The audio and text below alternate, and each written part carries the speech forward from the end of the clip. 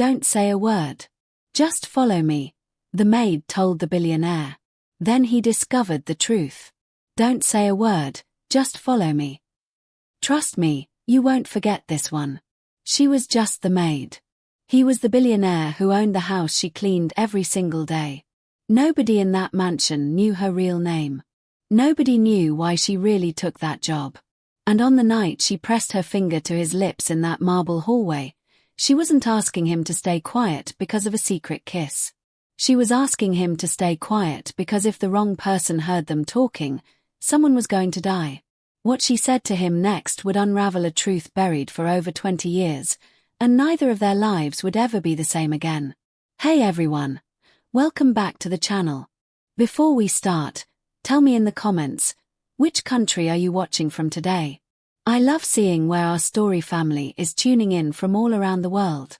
Tonight's story is one of the most emotional ones we've ever told, a story about love, betrayal, and a secret so big it could bring down one of the wealthiest families in America.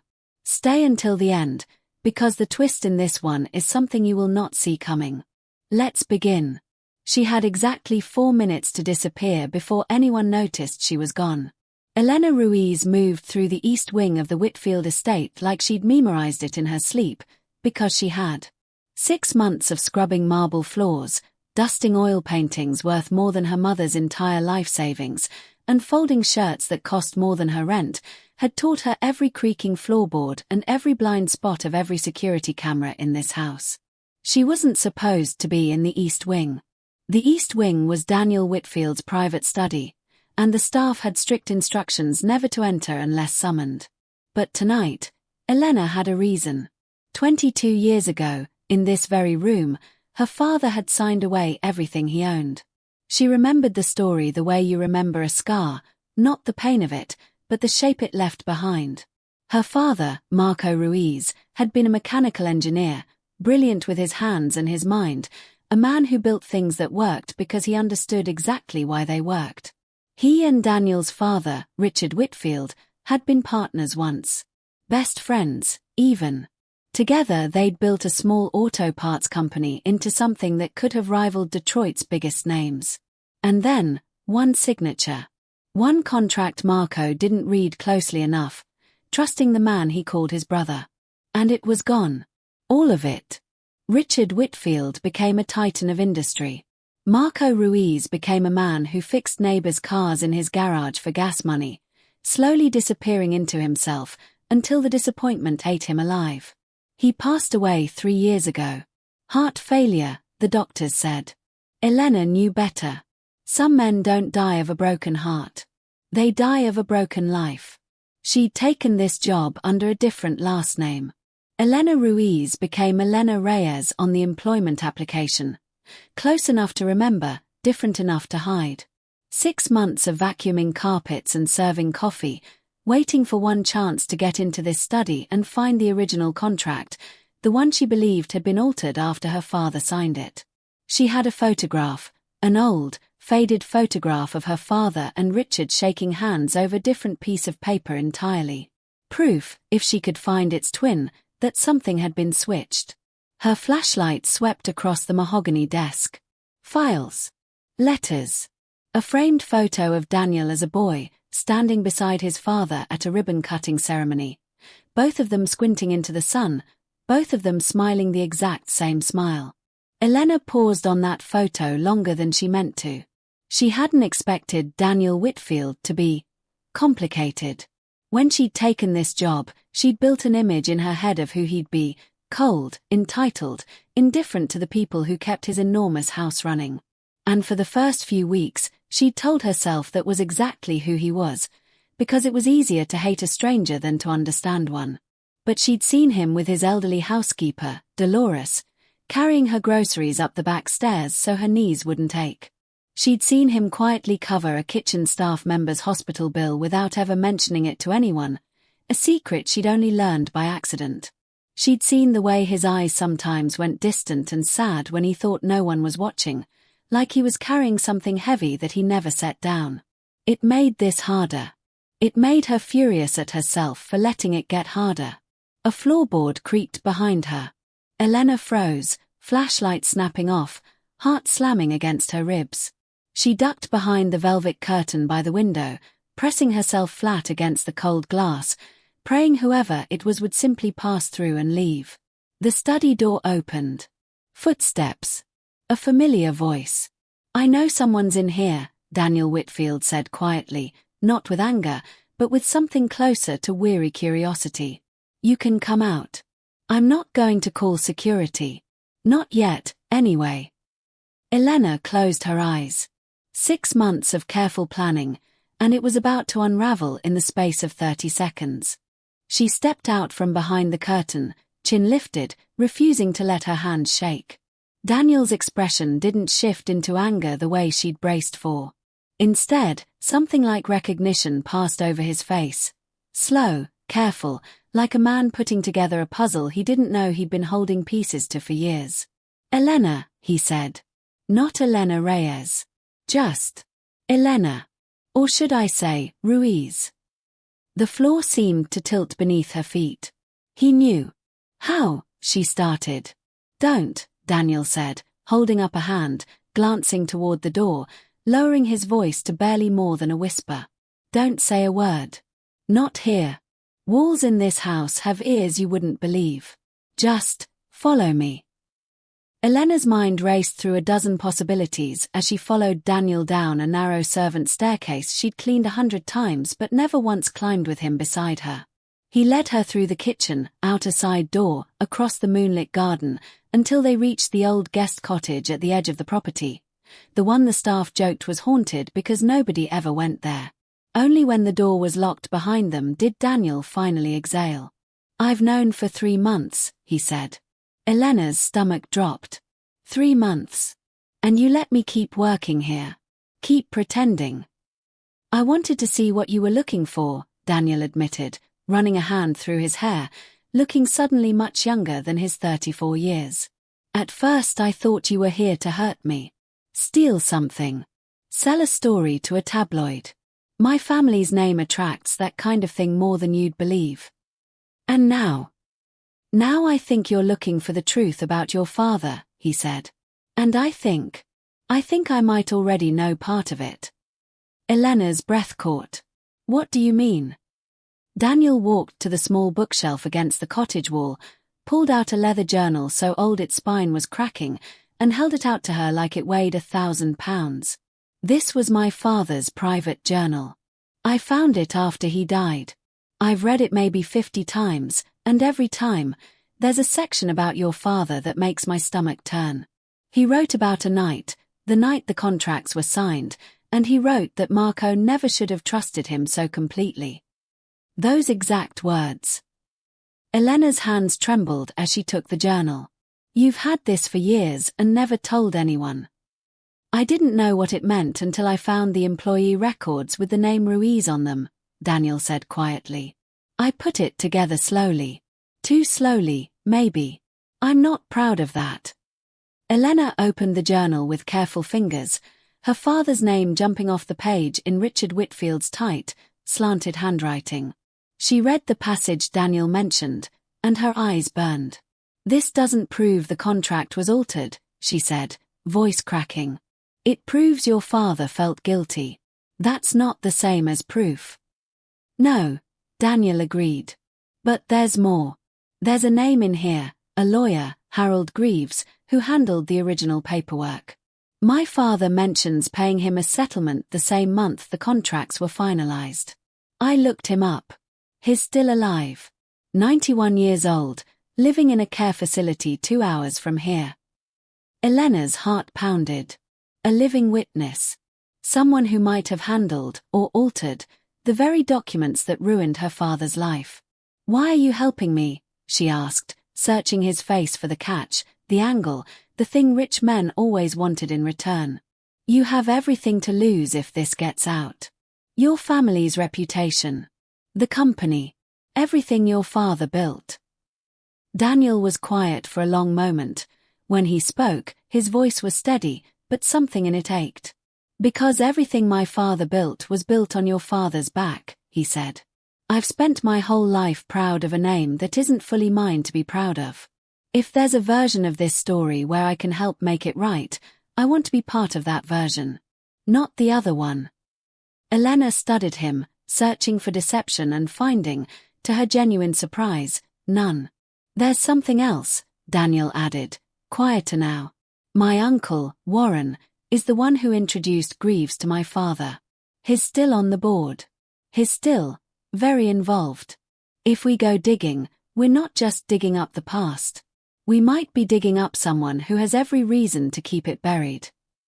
Outside, an owl called into the dark, and somewhere across the estate, a light flicked on in an upstairs window that shouldn't have had anyone in it.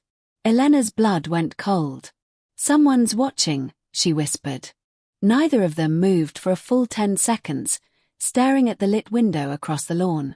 That's Warren's study, Daniel murmured. He shouldn't be here. He lives across town. They stayed hidden until the light clicked off 15 minutes later, and a car eased silently out of a service entrance neither of them had heard approaching. The next morning, Elena went back to her routine, scrubbing counters and folding linens with hands that wouldn't quite stop shaking, while every nerve in her body stayed tuned to the sound of footsteps in the hallway. That evening, Daniel found an excuse to visit the care facility where Harold Greaves lived, bringing Elena along disguised as his assistant. The old lawyer was frail, his mind drifting in and out of clarity the way tides pull at a shoreline. But when Daniel gently mentioned the name Marco Ruiz, something sharpened behind Harold's clouded eyes. Marco, the old man rasped. Good man. Too trusting. Mr. Greaves, Elena said, leaning forward, throat tight. Did you draft the original partnership contract between my father and Richard Whitfield? Harold's hands trembled on the arms of his wheelchair. There were 2 contracts, he finally whispered. Richard asked me to prepare 2 versions. Told me it was standard practice, a formality. I didn't think much of it at the time, I was young, and Richard Whitfield's money paid for my daughter's college education. I didn't ask enough questions. Elena's pulse hammered in her ears. 2 versions. What was different? The percentage, Harold said. Marco signed believing he retained 40% ownership stake permanently, tied to patents under his name. The version that was filed with the state gave him a one-time payout instead, and transferred all patent rights to Whitfield Industries. I filed the wrong one. Or the right one, depending on which man you asked me to be loyal to. Elena felt the floor tilt beneath her exactly as it had in the study 3 nights before. Do you still have a copy? Daniel asked urgently. The original, the one Marco actually signed. Harold's eyes went distant, drifting somewhere Elena couldn't follow. I kept copies of everything. Force of habit from law school. There's a storage unit. My daughter has the key, Unit 114, off Route 9. His voice faded into a mumble, exhaustion pulling him under, and a nurse gently ushered them out, promising they could return another day. In the car afterward, Elena sat in stunned silence, staring at her hands as if they belonged to someone else. He switched them, she finally said. Richard Whitfield stole my father's company with a signature that was never legally binding in the first place. I know, Daniel said quietly, gripping the steering wheel so tightly his knuckles went white. And I think my Uncle Warren knows it too. I think that's exactly why he was at the estate last night. I think he's known this whole time, and he's been protecting the secret for 22 years to protect the company, and himself. Elena turned to look at him, this billionaire's son who was slowly dismantling his own inheritance's foundation with his bare hands, and felt something shift inside her chest that terrified her far more than the discovery itself. She was starting to fall for him. And she didn't know if she could forgive herself for that. Daniel, she said carefully, if we find that original contract, it doesn't just clear my father's name. It could unravel your entire company. Lawsuits. Investigations. Everything you've spent your life building could collapse. Daniel looked at her, and for the first time since she'd met him, there was no hesitation in his eyes at all. Then let it collapse, he said. Some things are worth more than what's written on a bank statement. I'd rather have nothing and know it's mine honestly, than keep everything and know it was built on your father's ruin. Elena's eyes filled with tears she refused to let fall. Why does that make me trust you more, when I should be running from everything you represent?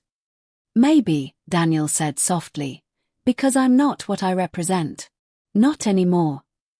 The storage unit off Route 9 sat in a row of identical metal doors, rust creeping along the edges like a slow disease. Elena's hands shook as she turned the key Harold's daughter had reluctantly handed over after Daniel made a quiet, generous donation to her father's care fund. Inside, dust-covered boxes lined the walls, decades of legal files stacked in yellowing folders. It took almost 2 hours of searching in the cramped, stifling unit before Elena's fingers closed around a folder labeled simply, Ruiz Whitfield, Original. Her breath stopped. Inside was the contract, the real one, her father's signature bold and confident at the bottom, the terms exactly as Harold described. 40% ownership. Patents under Marco Ruiz's name. A future that had been quietly, deliberately stolen from him. Elena sank to the concrete floor of the storage unit and cried for the first time in 3 years. Not quiet, careful tears, but the kind that come from somewhere too deep to control. Daniel knelt beside her, not touching her, simply staying close, letting her grief exist without trying to fix it.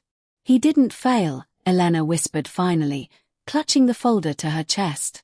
Everyone thought my father failed. My mother thought he failed. I thought, some nights, that he failed. But he didn't. He was robbed. And he died believing it was his own fault. It wasn't, Daniel said quietly. And the whole world is going to know that. But as they turned to leave the storage facility, headlights swept across the gravel lot outside, and a black sedan Elena recognized instantly rolled to a stop, blocking their path. Warren Whitfield stepped out, silver-haired and immaculate even at 9 o'clock at night, his expression carved from something colder than the concrete beneath their feet. Daniel, Warren said evenly. I think it's time we talked. All 3 of us. The tension in the parking lot was thick enough to choke on. Uncle Warren, Daniel said carefully, stepping slightly in front of Elena without seeming to think about it. What are you doing here? Following you, obviously, Warren said, not bothering to deny it. You've been visiting a 91-year-old lawyer twice this week. You think I wouldn't notice? I built the security systems on this family's properties. Daniel. I notice everything. Elena's grip tightened on the folder pressed against her chest. You knew, she said, voice trembling with restrained fury. You knew the contracts were switched. You've known for 22 years. Warren's eyes flicked to her, cold and assessing. Elena Ruiz. Yes, I know exactly who you are. I've known since your very first day of employment. Did you think a family this careful with its security wouldn't run a background check on new hires? Daniel went rigid. You let her keep working there. Why? Because I wanted to see exactly this, Warren said, gesturing at the folder in Elena's hands. I wanted to see how far she'd get. And now that I know, we can discuss terms like reasonable adults, instead of dragging this through courts and headlines that will destroy everything your father and I built. Terms, Elena repeated, disgusted. You mean a payoff? Money to keep quiet, the same way you probably paid off Harold Greaves 22 years ago. Warren's jaw tightened almost imperceptibly, the first real crack in his composure. I offered Harold nothing he didn't willingly accept. Business requires difficult decisions sometimes. Richard understood that. I'd hoped his son would too. My father built an empire on stolen work, Daniel said, his voice low and shaking with something Elena had never heard from him before, real anger, finally surfacing after years of quiet grief. And you helped him hide it. For 22 years, Uncle Warren, while a good man rotted away believing he'd failed his family. Careful, Daniel, Warren said quietly. Careful what you say next, because whatever happens after tonight, it happens to all of us. The company employs 11,000 people. Their pensions, their healthcare, their children's education, All of it rests on the stability of Whitfield Industries. Are you prepared to destroy 11,000 livelihoods to satisfy your conscience? Elena felt the ground shift beneath the argument, the way these things always did when power tried to reframe justice as recklessness. That's not a fair question, she said. That's a threat dressed up as concern. It's reality, Warren said simply. The real world isn't as clean as a signed piece of paper, Ms. Ruiz. I'm sorry for what happened to your father. Genuinely. But burning down the present won't undo the past. For a long moment, nobody spoke. Somewhere in the distance, a truck rumbled down Route 9, headlights briefly illuminating all three of their faces before disappearing into the dark again. Finally, Daniel spoke, quiet but unshakable. There's a difference between fixing the past and hiding from it, Uncle Warren. We're not going to destroy the company. We're going to fix what's broken inside it. Starting with giving Elena's family what was always rightfully theirs. The following weeks moved like a slow-building storm. Daniel brought in an independent law firm, one with no ties to Whitfield Industries, to review the original contract Elena had found. Word moved carefully at first, contained within legal offices and closed-door meetings, but Elena could feel the pressure building beneath the surface of the estate like water behind a straining dam. Warren fought back the only way he knew how, quietly, through boardroom allies and old loyalties, trying to convince the company's leadership that Daniel was destabilizing everything his father had built out of misplaced guilt. Elena, meanwhile, found herself navigating a stranger transition, from anonymous maid to the woman at the center of a story that was slowly leaking into hushed conversations among the household staff. "You're really her?" Dolores, the elderly housekeeper, asked one afternoon, studying Elena with new eyes as they folded towels together in the laundry room. "Marco Ruiz's daughter." Elena nodded, throat tight. "I remember your father," Dolores said softly, surprising her. "He used to bring pastries for the staff sometimes, back before everything happened. Kindest man I ever met working in that house. I always wondered what became of him." Elena's eyes filled with tears she quickly wiped away. "He passed away 3 years ago. Never knowing the truth." Dolores took her hand, weathered fingers wrapping around Elena's with surprising strength. "Then you finish this for him, Mija. You hear me? You finish it." That same week, Daniel and Elena grew closer in the quiet, unplanned way two people do when they're fighting the same battle from the same side of the trench. Late nights reviewing documents turned into shared dinners in the cottage kitchen. Careful distance turned into hands that lingered a beat too long when passing a coffee cup. "You know this is complicated," Elena said one evening, watching him across the small table, firelight flickering against the windows. "Whatever this is between us. Your family destroyed mine. That doesn't just disappear because you're helping me fix it." "I know," Daniel said quietly. "I'm not asking you to forget what happened. I'm asking you to let me be someone separate from it. If that's even possible." Elena studied his face for a long moment, the same face from the photograph in his father's study, the boy standing beside a man who'd stolen everything from her family, now grown into someone trying, imperfectly but genuinely, to make it right. "I don't know if it's possible," she admitted. "But I want to find out." It was the closest either of them had come to saying it plainly. Neither pushed further that night. But something had shifted, quiet and undeniable, like the first crack of light before a sunrise. 2 days later, the independent law firm confirmed what Harold Greaves and the original documents had already told them. The filed contract had indeed been fraudulently substituted. The findings were airtight. And that same afternoon, Warren Whitfield resigned from the board of Whitfield Industries. Not graciously, and not quietly, but resigned all the same, under the growing weight of an investigation he could no longer contain. Elena thought, for one brief moment, that the hardest part was finally over. She was wrong. The story broke publicly on a Tuesday morning, and by Tuesday afternoon, it was everywhere. Billionaire heir exposes father's fraud to restore stolen fortune to former partner's family. The headlines read, in varying degrees of accuracy and sensationalism. Reporters camped outside the estate gates. Elena's photograph, taken from an old employee badge, circulated across news outlets and social media, transforming her overnight from an anonymous maid into a symbol people argued about at dinner tables across the country. Some called her a hero.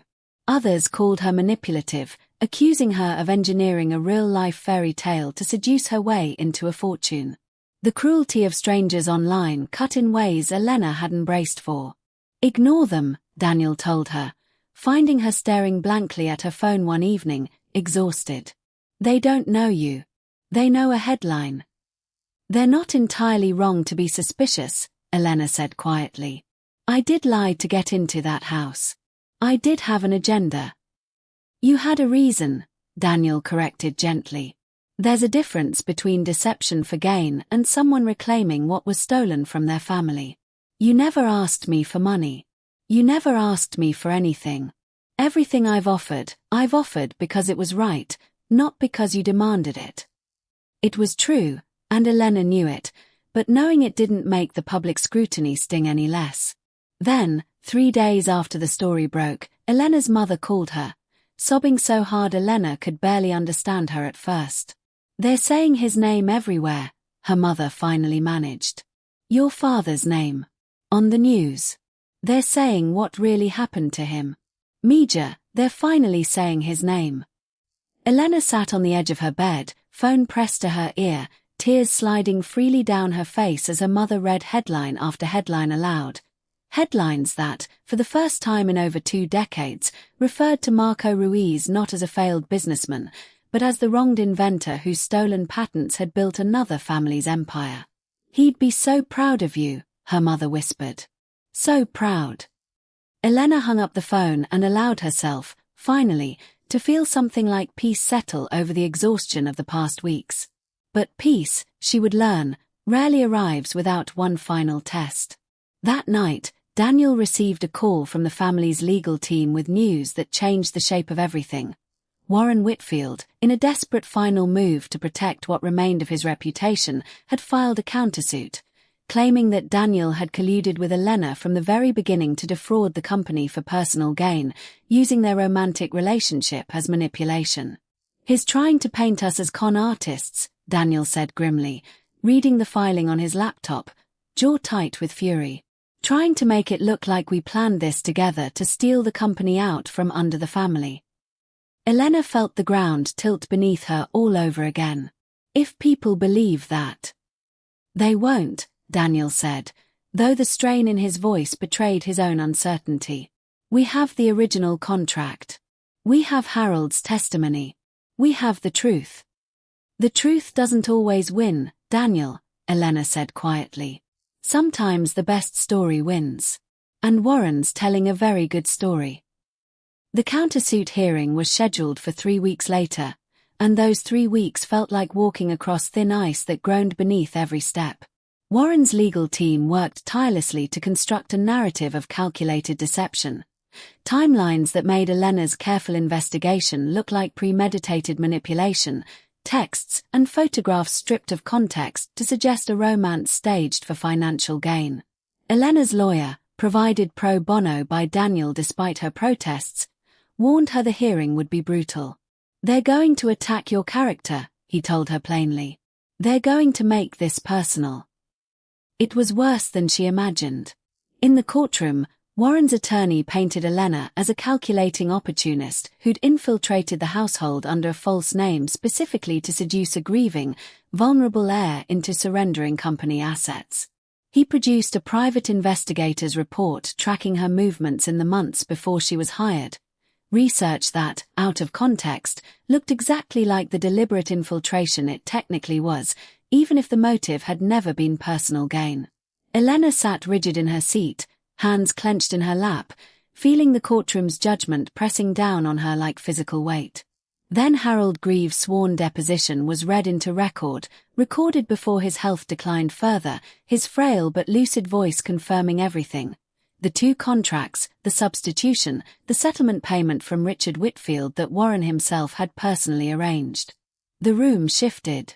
Then Dolores, the elderly housekeeper who had known Marco Ruiz decades earlier, testified, voluntarily, unprompted, arriving at the courthouse in her Sunday best to speak on Elena's behalf. "I watched that girl work harder than anyone in that house for 6 months," Dolores told the court, voice steady despite her age. "Never once did she ask for anything. Never once did she try to get close to Mr. Whitfield for gain. If anything, I watched her try to keep her distance from him, out of guilt over her own secret. That's not the behavior of a con artist. That's the behavior of someone carrying a weight she didn't know how to put down." Finally, Daniel took the stand himself.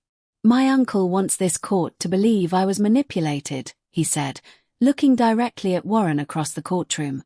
"But the truth is simpler than that.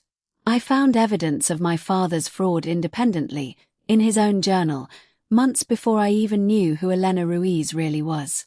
When I discovered her identity, I had every opportunity to have her quietly removed and buried this story forever. I chose not to.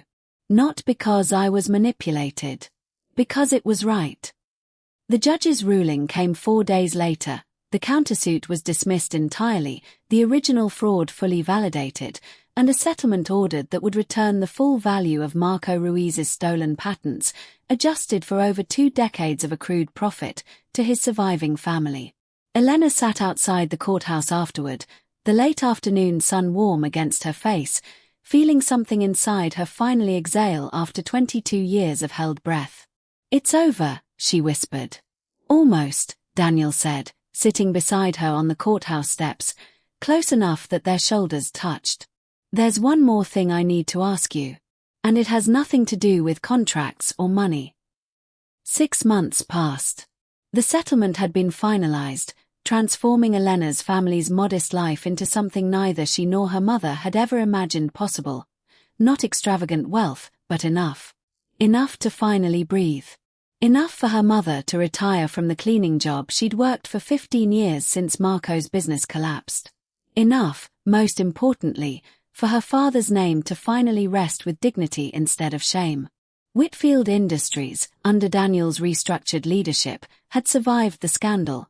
Battered but intact, rebuilt on new foundations of transparency that Daniel insisted upon at every level, starting with publicly crediting Marco Ruiz's original patents in every product line that still used his innovations. Warren Whitfield had quietly moved out of state, his relationship with Daniel reduced to strained holiday phone calls neither of them particularly looked forward to. It wasn't a clean ending. Elena had come to understand that real endings rarely were. But some things had grown beautifully, unexpectedly clean. Elena no longer worked as a maid in the Whitfield estate. She'd enrolled, at Daniel's quiet encouragement and her own long-buried ambition, in an engineering program at the State University, chasing the same mechanical curiosity that had defined her father's life, but this time with her real name proudly on every enrollment document. Daniel visited her small campus apartment most weekends, driving 2 hours each way without complaint, bringing takeout and terrible homemade attempts at her grandmother's recipes that always somehow burned. "You're a billionaire," Elena laughed one evening, watching him scrape blackened rice off a pan in her tiny kitchen. "You could hire someone to cook this for you." "Where's the romance in that?" Daniel said, grinning despite the smoke alarm beginning to chirp overhead. It was a small moment. An ordinary moment.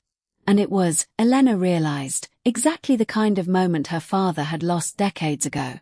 The quiet, unremarkable joy of an evening with someone who chose you honestly, without agenda, without hidden contracts waiting to be switched behind your back.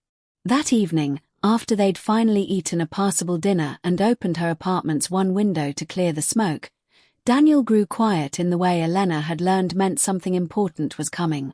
"I've been thinking about my father a lot lately," he said. "About what he built, and how he built it, and what I want the rest of my life to actually mean." Elena waited, sensing there was more.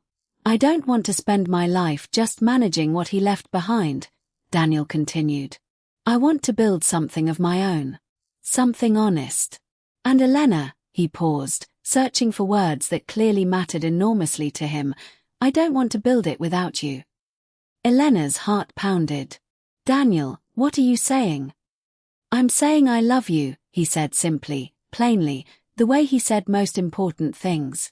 "I've loved you since long before either of us admitted it out loud. And I don't care that the world thinks our story started with betrayal and scandal. I only care about how it continues from here." Elena felt tears rising, the same tears that had fallen in a dusty storage unit 6 months earlier, but entirely different now, lighter, warmer, carrying hope instead of grief. "I love you too," she whispered. "I have for longer than I want to admit." 1 year later, on a warm October afternoon, Elena Ruiz stood in the same marble hallway where she'd once pressed her finger to Daniel Whitfield's lips and begged him to stay silent for both their sakes. Except today, the hallway was filled with flowers instead of secrets. The Whitfield estate, Daniel had insisted on renaming it simply the Ruiz Whitfield House on all legal documents, a small but deliberate act of honoring the truth, had been transformed for their wedding. Elena's mother sat in the front row, weeping proudly into a tissue she'd already soaked through twice. Dolores stood near the back, dressed in her Sunday best once again, beaming like Elena was her own granddaughter. Elena wore a simple white dress, nothing like the maid's uniform she'd worn in that same hallway a lifetime ago, and yet she felt more like herself in this dress than she ever had, hiding behind a false name and a borrowed identity. As she walked down the aisle toward Daniel, she thought of her father, of Marco Ruiz, brilliant and trusting and ultimately betrayed, who never lived to see his name cleared, or his daughter standing here, whole and unashamed and finally, truly free. "I finished it, Papa," she thought, blinking back tears as she reached the altar. "Just like I promised." Daniel took her hands, his eyes glassy with an emotion he made no effort to hide. "6 months ago, in a storage unit off Route 9, I watched you cry over a piece of paper that finally told the truth about your father," he said quietly, just for her. "Today, I want you to know something else that's true. You are the strongest, most extraordinary person I have ever known. And I am endlessly grateful that the truth didn't just clear your father's name. It brought me you." There wasn't a dry eye left in that hallway by the time they exchanged their vows. Friends, if this story moved you even half as much as it moved us while writing it, that's exactly why we make these videos. Stories like Elena and Daniel's remind us that the truth, however long it takes, has a way of finding the light. That real love isn't built on money or status, but on honesty, courage, and the willingness to make things right, even when it costs you everything. If this story touched your heart tonight, please hit that like button. It truly helps this channel keep telling stories like this one. If you're new here, consider subscribing, because we bring you a brand new emotional story just like this one very soon. And if you know someone who needs a little hope today, please share this video with them. You never know whose life needs exactly this story, exactly right now. Thank you for watching. And remember, the truth always finds its way home.